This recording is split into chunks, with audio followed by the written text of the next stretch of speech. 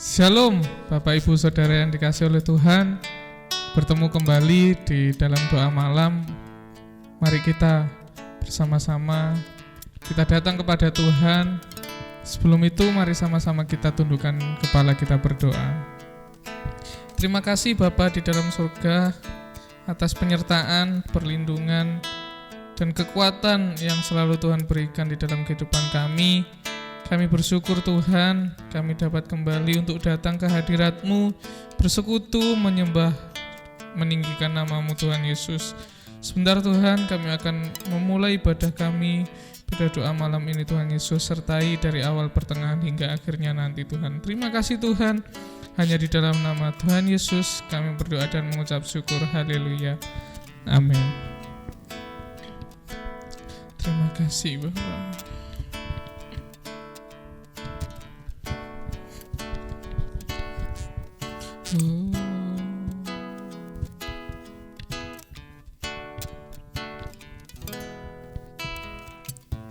Siapakah yang dapat pisahkanku dari kasih-Mu?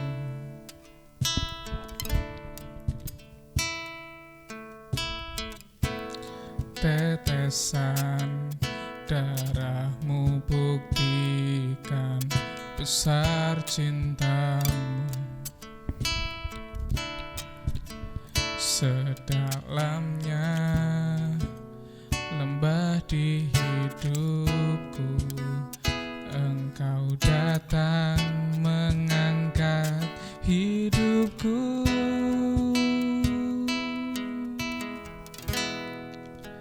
Biarlah cinta di hatiku terus menyala di dalamku.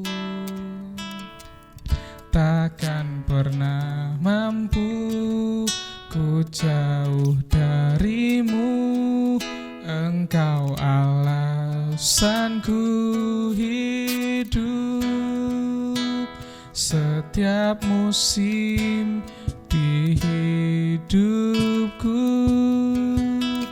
Engkau ada bersamaku, memberi kekuatan, memberi pengharapan. Engkau segalanya bagiku. Haleluya.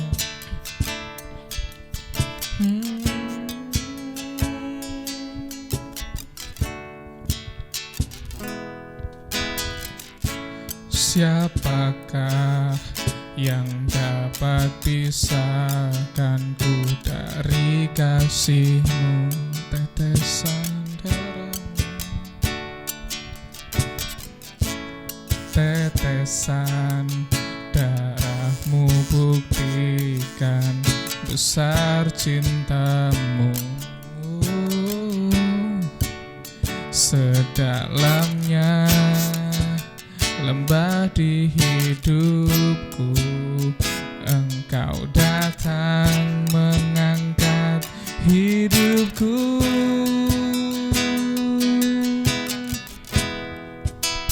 Biarlah cinta di hatiku terus menyala di dalamku.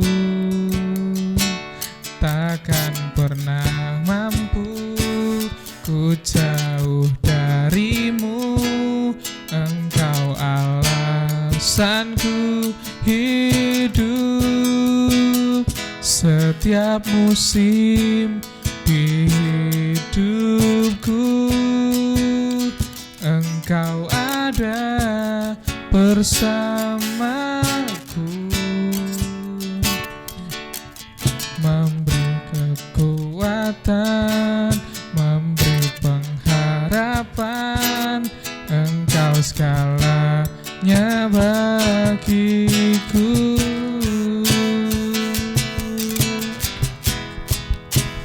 Biarlah cinta di hatiku terus menyala di dalamku, takkan pernah mampu ku jauh darimu. Engkau alasanku hidup setiap musim di hidupku. Engkau ada bersamaku, memberi kekuatan, memberi pengharapan. Engkau segalanya bagiku, kekuatan, memberi pengharapan. Engkau segalanya bagiku, memberi kekuatan, memberi pengharapan. Engkau segalanya bagiku.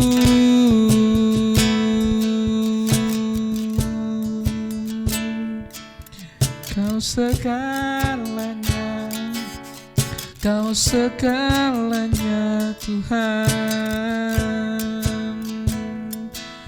Haleluya, haleluya.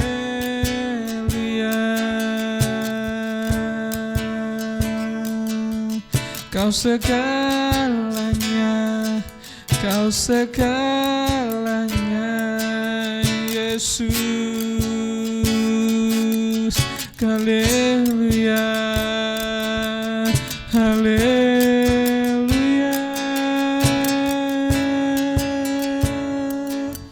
Terima kasih Tuhan, terima kasih Yesus. Kau baik, Kau sangat baik. Terima kasih Tuhan, terima kasih Yesus. Kami mau berseru kepadamu Tuhan, Engkau penolong bagi kehidupan kami, Engkau kekuatan bagi hidup kami Bapa. Haleluya. Terima kasih Yesus.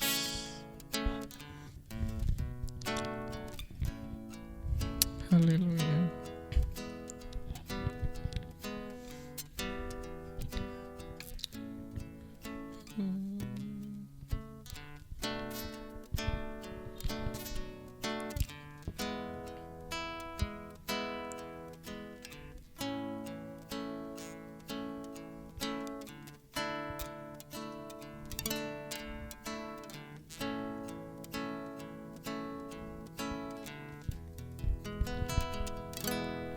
Kau Tuhan, penolong dalam hidupku. Ku percaya hanya kepadamu. Kau pegang tanganku dan tuntun langkahku. Yesus, Kau perlindunganku. Kau Tuhan, kekuatan dalam hidupku, penolongku dalam kesesakan.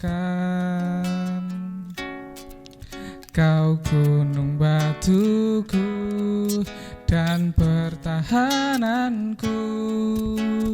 Yesus, Kau kemenanganku. Yesus, padamu ku berseru, Kaulah penyelamatku.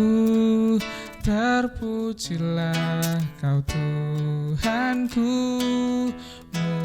mulutku memuji nama-Mu sepanjang umur hidupku. Terpujilah Kau Tuhanku di atas segalanya.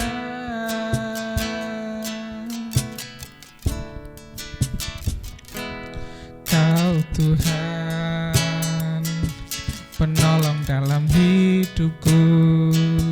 Ku percaya hanya kepadamu. Kau pegang tanganku dan tuntun langkahku. Yesus, kau perlindunganku. Kau Tuhan, kekuatan dalam hidupku, penolongku dalam kesesakan. Kau gunung batuku dan pertahananku. Yesus, kau kemenanganku. Yesus, padamu ku berseru. Kaulah penyelamatku. Terpujilah kau Tuhanku. Mulutku memuji namamu sepanjang umur hidupku. Terpujilah kau Tuhanku. Yesus, padamu ku berseru. Kaulah penyelamatku. Terpujilah kau Tuhanku. Mulutku memuji namamu sepanjang umur hidupku. Terpujilah kau Tuhanku. Yesus, padamu ku berseru. Kaulah penyelamatku. Terpujilah kau Tuhanku. Mulutku memuji namamu sepanjang umur hidupku. Terpujilah kau Tuhanku. Mulutku memuji namamu sepanjang umur hidupku. Terpujilah kau Tuhanku. Di atas segalanya terpuji namamu. Kau di atas segalanya Tuhan. Kami mau berseru kepadamu Tuhan. Kau kekuatan kami, Engkau penolong bagi hidup kami Bapa. Haleluya. Haleluya. Haleluya. Haleluya. Oh, sembah Dia, sembah Dia, sembah Dia, sembah Dia. Haleluya.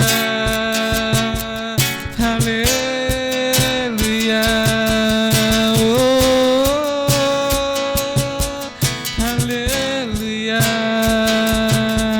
Haleluya. Yesus,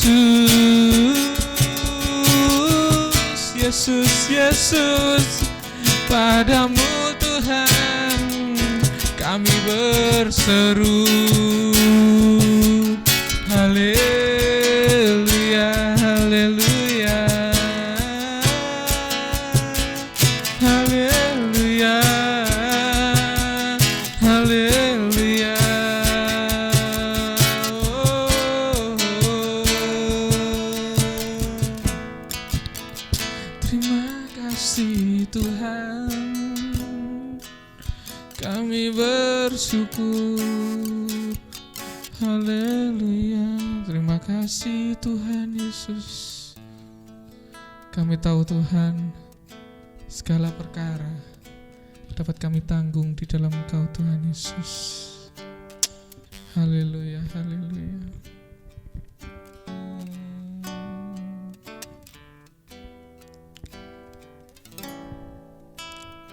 Penolong yang yang selalu setia, memenuhi keperluanku. Tak pernah Dia mengecewakan. Yesusku tak pernah gagal. Segala perkara dapat ku tanggung di dalam Dia yang memberi kekuatan. Tuhan Yesus penolong dan sahabat, tetap percaya Tuhan setia. Terima kasih Yesus, penolong yang selalu setia. Amin. Memenuhi keperluanku, tak pernah Dia mengecewakan. Yesusku tak pernah gagal. Segala perkara dapat ku tanggung di dalam Dia yang memberi kekuatan. Amin. Tuhan Yesus penolong dan sahabat, tetap percaya Tuhan setia. Segala perkara dapat ku tanggung di dalam Dia yang memberi kekuatan. Tuhan Yesus penolong dan sahabat, tetap percaya Tuhan setia. Katakan segala perkara, segala perkara dapat ku tanggung. Amin. Di dalam Dia yang memberi kekuatan. Tuhan Yesus penolong dan sahabat, tetap percaya Tuhan setia. Tetap percaya Tuhan setia. Tetap percaya Tuhan setia.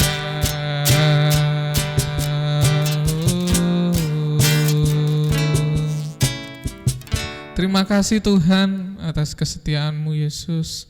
Kami telah memuji, menyembah, meninggikan nama-Mu Tuhan. Sebentar Tuhan kami akan menikmati firman-Mu. Tuhan berkati hamba-Mu Tuhan. Kiranya apa yang disampaikan Tuhan Yesus dapat kami serap, dapat kami pelajari, dan dapat kami aplikasikan Tuhan di dalam setiap kehidupan kami masing-masing Tuhan Yesus. Terima kasih Tuhan, terima kasih. Hanya di dalam nama Tuhan Yesus kami berdoa dan mengucap syukur. Haleluya. Amin. Shalom, selamat kita belajar lagi kebenaran firman Tuhan. Hari ini kita belajar bagian yang kedua tentang apa itu Tritunggal. Kalau saudara belum mengikuti, saudara melihat di channel YouTube kita sebelumnya. Jadi hari ini kita melihat Tritunggal bagian yang kedua. Nah, saya sambung lagi ya. Kemarin saya ulangi lagi, ajaran PB mengatakan bahwa Allah, Bapa itu adalah Allah. Tidak ada kesulitan. Semua orang memahami, semua orang mempercayainya. Jadi tidak dipermasalahkan kealahan, keilahian pribadi pertama dari Tritunggal. Bapa itu Allah. Tapi yang menjadi masalah adalah pribadi kedua, yaitu anak atau Yesus itu adalah Allah. Nah, saya mau tunjukkan kepada saudara pelan-pelan, terlalu banyak ayat yang akan kita lihat, tetapi saya berusaha memilih untuk yang utama-utama saja. Nah, ketika Yesus berkata dalam Injil Yohanes pasal 6 sampai pasal 8, dia sedang mengungkapkan keilahiannya. Nah, sebetulnya dalam kitab Injil Yohanes ada 7 perkataan. Aku adalah, ego eimi dalam bahasa Yunania. Nah, saya mau bicara tentang konteks yang akan kita bahas hari ini khusus. Bukan 7, tapi hanya 3. Pasal 6 dia berkata, aku adalah roti hidup. Aku adalah air hidup. Dan aku adalah terang dunia. Pasal 6, pasal 7, pasal 8. Yesus berbicara tentang aku adalah. Kenapa? Karena dalam Injil Yohanes pasal 8 ayat 25 setelah pengajarannya itu, para pemimpin Yahudi, guru-guru itu bertanya, siapakah engkau? Kita lihat jawaban Yesus ya, Yohanes pasal 8 ayat yang ke-25 sampai ayat 30. Lalu Yesus berkata kepada mereka yang bertanya, siapa engkau? Kamu berasal dari bawah dan aku dari atas. Kamu dari dunia ini. Aku bukan dari dunia ini. Karena itu tadi aku berkata kepadamu bahwa kamu akan mati dalam dosamu. Sebab jika kamu tidak percaya bahwa akulah dia, maka kamu akan mati dalam dosamu. Yesus dengan tegas bicara kepada pemimpin agama, guru-guru agama mereka, kamu dari bawah, dari dunia ini. Kamu dari kerajaan iblis. Iblisnya yang menjadi bapamu dan kamu ingin menuruti keinginan-keinginannya. Dan itu sebabnya orang yang dari bawah, dari bumi, pasti mati. Ingat, mereka tahu ketika Yesus berkata, aku adalah. Nah, tapi Yesus berkata, aku dari atas. Dan dia memberikan, kalau kamu tidak percaya sama aku, kamu akan mati dalam dosamu. Dan kita tahu dari konteks-konteks sebelumnya dan sesudahnya, Yesus itu adalah hidup yang kekal. Dia menawarkan hidup kekal, tetapi mereka masih belum percaya setelah diyakinkan berkali-kali. Mereka tahu Yesus Mesias, mereka tahu Yesus yang diurapi, mereka tahu Yesus datang dari sorga. Nah, itu sebabnya Yesus berkata, menjawab, Prin Abraham genestai ego eimi. Ya, aku datang, aku ada sebelum Abraham jadi. Ini artinya arti teologisnya cukup dalam.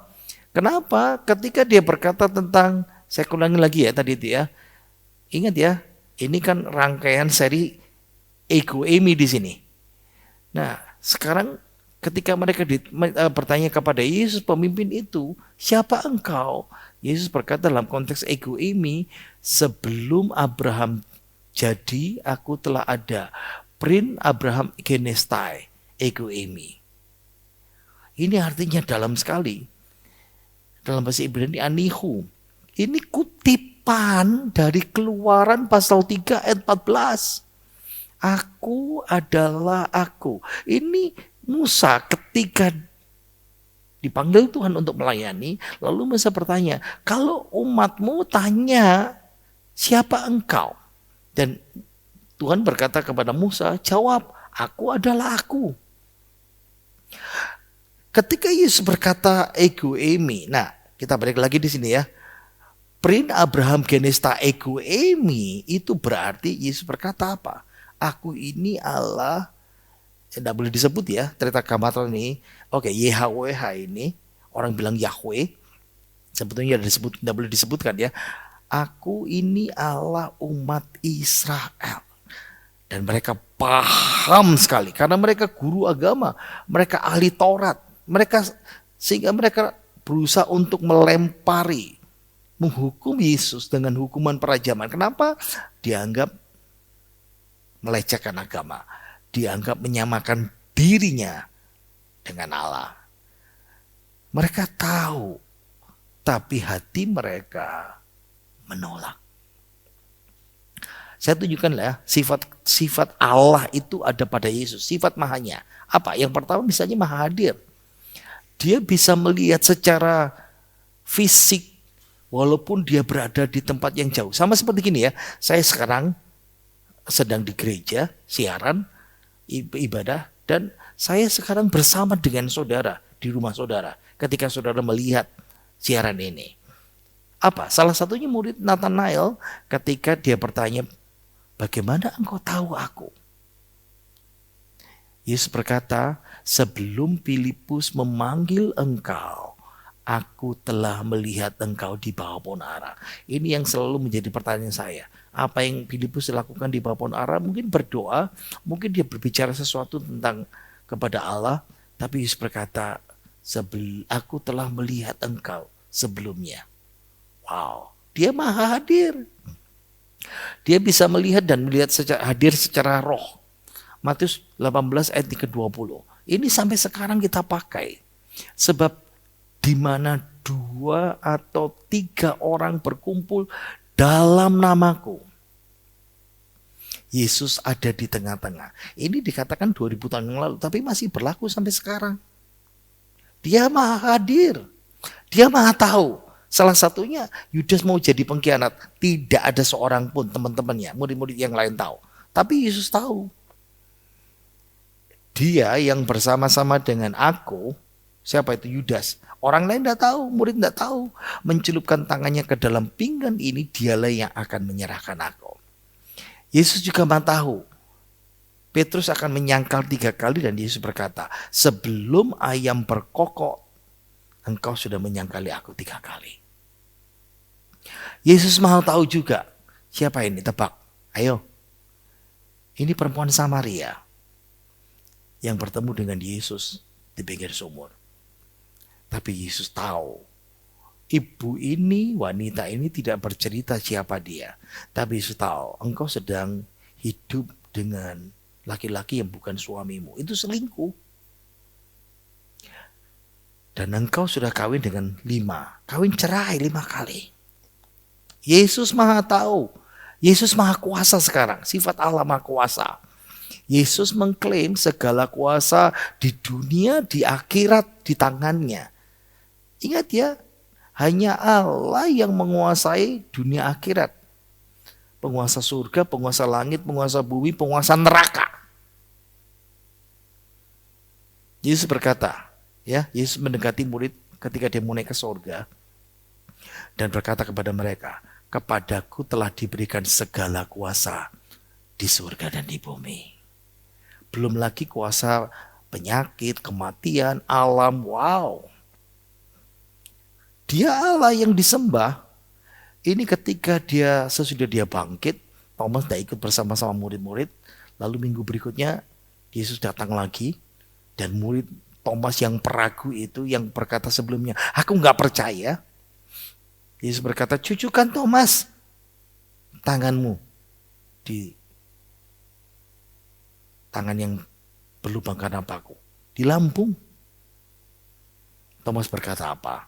Ya Tuhanku dan Allahku. Yesus tidak mengkoreksi. Dia menerima pengakuan sebagai Tuhan dan Allah. Masih kurang. Yesus berkali-kali menerima penyembahan. Waktu dia di Bethlehem, waktu jadi bayi. Waktu dia bikin mujizat dan murid-murid di perahu itu menerima mujizat, mereka menyembah. Sesudah kebangkitannya dia disembah. Waktu dia mau naik ke surga dia disembah. Sesudah naik ke surga dia disembah. Memang saya pindahkan di Yohanes pasal 8 ini supaya tempatnya, space-nya cukup ya. Orang buta yang sejak lahir yang disembuhkan, dia juga menyembah Yesus. Yesus tidak pernah menegur orang-orang ini yang menyembah dia. Dan kalau Yesus itu bukan Allah, dia pasti melarang. Sama seperti malaikat yang dalam kitab Wahyu yang mau disembah oleh Rasul Yohanes. Oh jangan sembah aku ini juga sama. Sekarang lagi kita bicara Tritunggal Allah ya. Nah saksi Yehova menganggap Yesus itu bukan Allah. Karena yang mutlak Allah itu cuma Bapa. Yesus bukan Allah, Roh Kudus bukan Allah. Ingat ya, Yohanes saja mengatakan pasal 1 ayat 1. Firman itu adalah Allah. Pada mulanya adalah firman dan firman itu bersama-sama dengan Allah. Dan firman itu adalah Allah. Lalu pasal 1 ayat yang ke-14, ayat yang sesudahnya, dan firman itu telah menjadi manusia. Berarti jelas Yesus itu adalah Allah yang sekarang dalam wujud manusia. Kenapa? Saksi Yehova beda imannya dengan kita.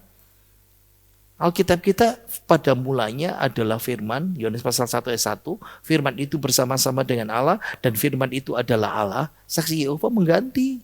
Yohanes 1 ayat 1, pada mulanya firman itu ada dan firman itu bersama Allah dan firman itu adalah suatu Allah. Mereka nggak percaya Yesus itu Allah. Bagaimana segala kuasa pengakuan Yesus disembah? Sifat maha-maha itu yang dimiliki Allah. Yesus punya. Masih menyangkal. Nah sekarang ketiga kita bicara Roh Kudus. Roh Kudus itu Allah. Dia punya atribut. Atribut sifat yang dimiliki oleh Allah. Apa saja? Dia disebut pribadi. Nah ceritanya ketika Ananias dan Safira, ini suami istri. Karena orang lagi rame-rame mempersembahkan sesuatu. Tapi mereka kong kali kong. Dan Petrus menegur, Ananias, mengapa hatimu dikuasai iblis sehingga engkau mendustai Roh Kudus? Ayat 3. Tapi ayat 4 Roh Kudus itu disebut apa? Engkau bukan mendustai manusia tetapi mendustai Allah. Roh Kudus disebut pribadi Allah. Kata siapa Roh Kudus bukan Allah? Roh Kudus itu disebut Allah. Lihat ya, 1 Korintus pasal 3 ayat 16. Bicara tentang tubuh kita. Kamu adalah bait Allah. Dan sekarang siapa Allah itu? Allah itu adalah Roh Kudus yang diam di dalam kamu. Roh Kudus disebut Allah. Roh Kudus mah tahu? Ya. Lihat ya 1 Korintus pasal 2 ayat yang ke-10. Karena kepada kita Allah telah menyatakannya oleh Roh. Sebab roh siapa? Roh Kudus menyelidiki segala sesuatu. Dan bahkan hal-hal yang tersembunyi di dalam diri Allah. Roh Kudus itu maha tahu semua seluk-beluk sampai rahasia. Maha tahu Roh Kudus itu. Roh Kudus itu maha kuasa. Ya, Zakaria mengatakan bukan dengan keperkasaan dan bukan dengan kekuatan melainkan dengan rohku. Di saat kita tidak mampu, Roh Kudus maha kuasa. Amin. Roh Kudus itu maha hadir. Mana? Mazmur 139 ayat ke-7. Kemana aku dapat pergi menjauhi rohmu? Kemana aku dapat lari dari hadapanmu? Roh Kudus maha hadir. Dia hadir di mana-mana. Tapi dia tidak banyak. Roh Kudus itu tunggal. Roh Kudus itu juga berkuasa mengampuni. Lihat ya, Ibrani pasal 10 ayat 15. Dan tentang hal itu, Roh Kudus memberikan kesaksian kepada kita. Apa kesaksiannya? Ayat 17. Aku tidak lagi mengingat dosa-dosa dan kesalahan mereka. Siapa yang bicara? Roh Kudus. Dia berkuasa mengampuni. Apalagi, Roh Kudus itu melahirkan kembali. Ketika Yesus sedang berkomunikasi dengan Nikodemus sang dosen, sang guru besar, dia datang kepada Yesus dan Yesus berbicara dengan dia tentang kelahir baru. Yesus berkata apa? Aku berkata kepadamu, kepada Nikodemus dan kepada kita juga sekarang, jika seorang tidak dilahirkan dari air dan roh, ia tidak dapat masuk ke dalam kerajaan Allah. Berarti Roh Kudus itu melahirkan baru. Gimana sih? Lihat ya. Waktu lahir pertama, Jonathan lahir fisik. Kapan? 11 Oktober tahun 70. Saya punya orang tua jasmani, Yosef dan Ruth. Benihnya fana. Karena saya hidup di dunia dari bawah, seperti Yohanes tadi itu, saya hidup dalam kerajaan setan. Kok bisa? Karena Alkitab mengatakan iblislah yang menjadi bapamu. Dan saya harus masuk neraka karena ini. Karena saya masuk neraka, bagaimana cara masuk surga? Harus dilahirkan dari surga. Bagaimana caranya? Roh Kudus yang melahirkan. Ini namanya kelahiran kedua. Makanya disebut lahir baru, lahir rohani. dari firman dan roh. Ini benih yang kekal. Papa mama saya benih yang fana. Tapi Roh Kudus itu kekal. Karena dia Allah. Nah, karena saya dilahirkan oleh Roh Kudus, saya bisa masuk ke surga. Hidup dalam kerajaan Allah. Bapa surgawi yang menjadi Bapa saya, Roh Kudus yang melahirkan saya. Jadi kalau saudara mau masuk surga, harus dilahirkan baru.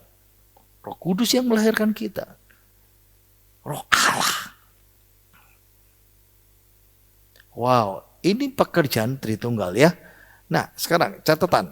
Nah, kebanyakan orang Kristen suka pakai ayat Tritunggal dari 1 Yohanes 5 ayat 7 dan 8. Khususnya yang tanda kurung, yang warna kuning, font kuning. Lihat ya, sebab ada 3 yang memberi kesaksian. Nah, sebetulnya dalam bahasa aslinya, sebab ada 3 yang memberi kesaksian dan lompat yang di sini. Roh dan air dan darah dan ketiganya adalah satu. Yang warna kuning ini di dalam surga Bapa, Firman dan Roh Kudus dan ketiganya adalah satu dan ada 3 yang memberi kesaksian di bumi. Ini adalah tambahan. Jangan pakai ini untuk menerangkan Tritunggal. Kenapa? Lihat ya, yang tanda kurung itu diragukan keasliannya karena itu penambahan. Ya, kalau saudara tahu Alkitab kita Perjanjian Baru itu dalam bahasa Yunani. Manuskrip abad ke-2 sampai abad ke-11 tidak pernah ada teks ini dalam bahasa Yunani.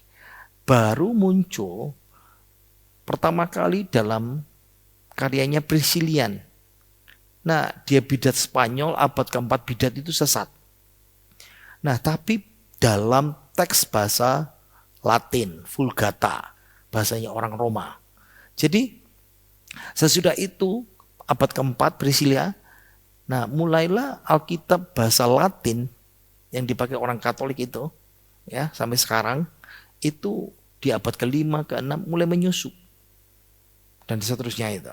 Tapi ingat, tidak pernah ada dalam bahasa Yunani sampai ayat ke-11, tidak pernah dikutip. Nah, kok bisa masuk? Ceritanya seperti ini. Erasmus itu dia membuat edisi Perjanjian Baru dalam bahasa Yunani. Sampai abad ke-11, edisi pertama lengkap Matius sampai Wahyu bahasa Yunani, tidak masukkan. Edisi kedua tidak dimasukkan. Lalu dia dikritik oleh pembela Latin Vulgata, Alkitab bahasa Latin, bahasanya orang Roma. Nah, Erasmus jawab kritik. Kalau ada manuskrip Yunani, karena dia tidak pernah lihat, dan ada bukti sampai abad ke-11, abad ke-11. Kalau ada, nanti saya masukkan. Lalu, mereka punya cara, lalu bikin manuskrip Yunani, namanya manuskrip Manford, manuskrip orang bilang MS61, abad ke-11 mulai ditulis, dimasukkan, diproduksi khusus, dimasukkan dalam bahasa Yunani. Erasmus akhirnya tepati janji. Edisi ketiga Perjanjian Baru bahasa Yunani lengkap, dia masukkan. Dan dari situ masuk ke dalam King James Version, Textus Receptus, dan terjemahan baru bahasa Indonesia masukkan ini, ya. Tapi ingat, tidak bisa dipercaya karena abad ke-2 sampai 11 tidak ada. Makanya beberapa Alkitab versi bahasa Inggris NIV, NASB ini diletakkan di footnote, catatan. Ini muncul bla bla bla bla seperti itu. Jadi hindari ya, jangan pakai itu. Ada beberapa kesimpulan. Jadi ingat ya, Tritunggal, Trinitas itu tidak bertentangan dengan keesaan. Kalau lupa, lihat seri pertama. Ada 3 pribadi dalam satu hakikat. Bedanya adalah sifatnya sama-sama kekal. Yesus ada bersama Bapa, bersama Roh Kudus dari dahulu, sejak kekal, dari kekal sampai kekal. Nah, 3 pribadi itu sederajat. Nah, makanya saudara bisa melihat sederajat itu ditunjukkan dengan di Perjanjian Baru. Urutannya nggak harus Bapa dulu, Anak dulu, dan Roh Kudus. Itu bukan nomor 1, nomor 2, nomor 3. Bukan juara 1, juara 2, juara 3. Itu urutan nomor 1, urutan 2, nomor 3. Tidak. Dibolak-balik urutannya. Jadi tidak ada perbedaan dalam kemuliaan, kuasa, usia, urutan, semua sama. Ya. Nah, sekarang saya tunjukkan perbedaan pandangan yang berlainan. Nah, Tritunggal akhirnya dipahami sebagai monarkianisme. Apa itu? Dari dua kata. Mono, ingat ya, ada mono stereo. Mono itu tunggal, satu. Arke, penguasa. Jadi satu pribadi, satu Allah. Lain sama kita, tiga pribadi, satu hakikat Allah.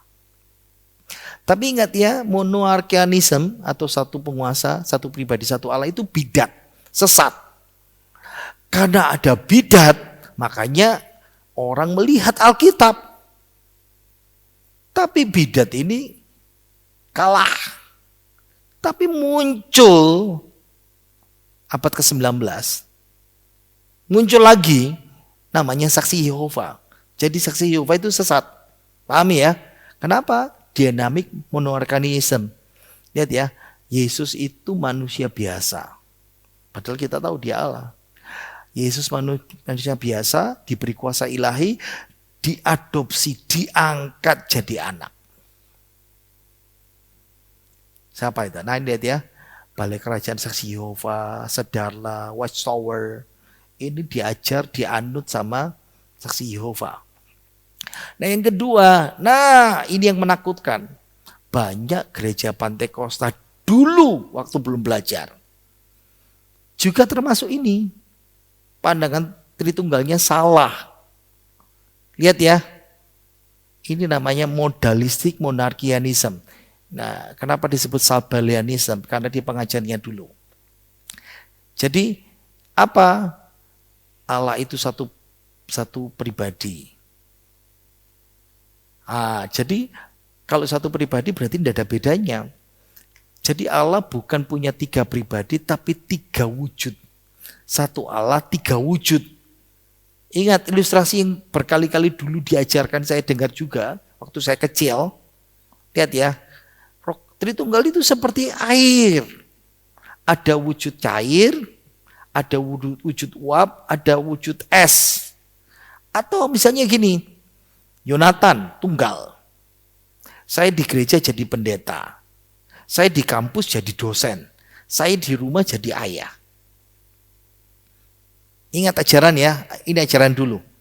Ya, waktu penciptaan zaman Bapak, dia menciptakan.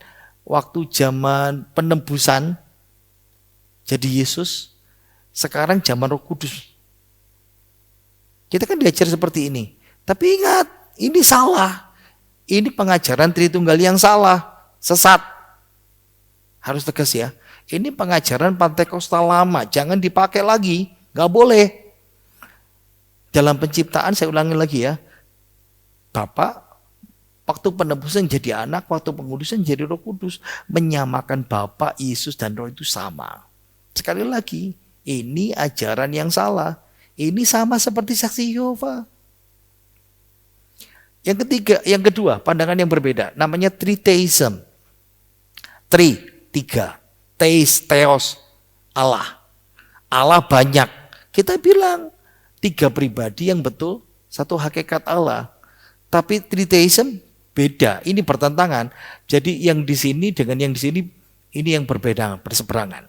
Siapa yang menganut? Mormon. Jadi harus dipahami ya, Tritheism, ajaran ini menekankan kejamakan. Tapi membuang keesaannya. Ini pengajarannya Mormon.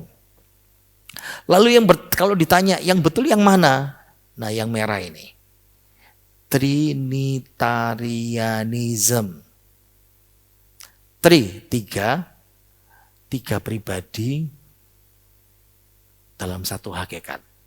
Allah yang esa. Harus paham seperti itu ya. Trinitas menyatakan ada satu Allah yang benar dan satu-satunya. Tapi dalam keesaan dari kealahan ini ada tiga pribadi yang kekal, setara, tapi dalam hakikat yang sama. Beda dalam pribadi. Jadi ada nilai praktis. Kenapa sih kita belajar? Ya, hari ini kita belajar menghindari doa formula berkat. Demi nama Bapa, Putra, Roh Kudus, yaitu dalam nama Tuhan Yesus.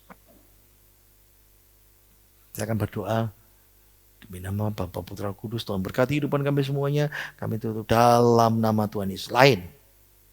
Tapi pakai kata yaitu, demi nama Bapa, Putra, Roh Kudus, yaitu, itu masalah besar. Nilai praktis yang berikutnya, Allah Tritunggal itu pencipta, Bapa, Anak, Roh Kudus. Bukan hanya Bapa. Tritunggal, Bapa, Anak, Roh Kudus berperan dalam penyelamatan, bukan hanya Yesus. Ingat, ulangi lagi minggu lalu kalau saudara mau lihat di YouTube. Nah, Tritunggal dianggap masalah besar. Makanya Pak Yosua Tewu dia disukai. Karena dia berusaha menghilangkan batu sandungan itu. Salah besar kalau Tritunggal dianggap orang Kristen itu batu sandungan. Ingat ya, Tritunggal kalau dipahami dengan benar itu solusi bukan masalah. Kenapa? Kalau percaya Alkitab tapi menolak Tritunggal, berarti saudara akan menghadapi ketika membaca nats itu ada tekstual yang serius yang nggak bisa dijawab. Dan yang bisa menjawab, oh ini adalah Tritunggal. Tritunggal itu solusi, bukan masalah. Kalau tidak percaya doktrin Tritunggal, berarti bukan ortodoksi. Berarti jalannya salah. Sesat, bidat. Kalau tidak percaya Tritunggal, sesat. Kalau percaya Tritunggal, berarti ortodoksi. Jalannya sudah betul. Dan gereja mula-mula karena ada bidat. Karena ada pengajaran yang salah. Akhirnya melihat dan menemukan kebenaran. Kebenaran yang bukan dapat dari otak. Kebenaran yang didapat karena firman Tuhan berkata seperti itu. Ingat ya. Akhirnya mengukuhkan kebenaran. Bahwa Tritunggal itu benar. Mari kita berdoa. Tuhan Yesus, terima kasih hari ini kami boleh belajar firman-Mu. Terima kasih kami belajar Tritunggal dalam 2 sesi. Kiranya hamba-Mu yang sederhana, yang penuh kekurangan ini, Kau boleh berikan kesempurnaan. Berkat-Mu, karunia-Mu menyertai kami semuanya. Biarlah pelajaran yang kami pelajari hari ini Tritunggal boleh menjadi kekuatan terbesar dalam kehidupan kami. Berkati anak-anak-Mu, berkati kesehatan kami, berkati dengan berkat-Mu yang melimpah. Mari kita buka tangan kita. Sekarang terimalah berkat yang melimpah dari Bapa, Putra, Roh Kudus. Berkat-berkat dalam nama Tuhan Yesus Kristus menyertai hidup kita sekarang sampai selama-lamanya. Dalam nama Tuhan, haleluya. Amin. Terima kasih. Dan jangan lupa memberikan persembahan untuk ibadah Jumat kita, Bible Class kita. Dan setiap persembahan tambahkan angka Rp1 di belakang sebagai penanda beda persembahan hari Minggu dan persembahan hari Jumat. Tuhan Yesus memberkati kita semuanya.